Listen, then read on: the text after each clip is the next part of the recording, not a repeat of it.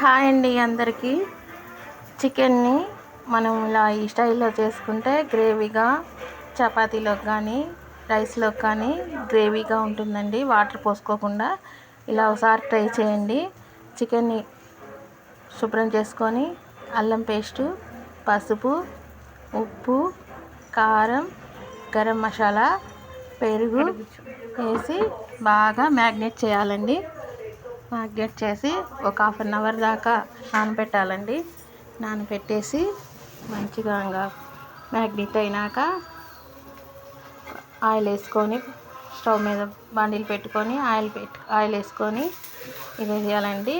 ఇంకా మనం వాటర్ వేసుకునే అవసరం ఏమి ఉండదండి. ఈ చికెన్లోనే ఇదంతా మనం కలిపి పెట్టుకుంటాం కదండి, దాంట్లోనే వాటర్ అయితే వచ్చేస్తాయండి. ఇంకా కొంచెం సన్న మంట మీద మగ్గించుకుంటే చికెన్ అయితే చాలా సూపర్గా ఉంటుందండి. మనం ఇంకా ఏం వేసుకోవాల్సిన అవసరం లేదు. అన్నీ ఫస్టే కలిపి పెట్టుకుంటాం కాబట్టి మనం ఇంకా ఏం వేయాల్సిన అవసరం కూడా ఉండదండి. సిమ్లో పెట్టుకొని సన్నగా మగ్గించుకుంటే ఆ చికెన్లో వాటర్ మొత్తమే సరిపోతుందండి కర్రీకి అయితే. ఇలా ఒకసారి ట్రై చేయండి, చాలా బాగుంటుంది.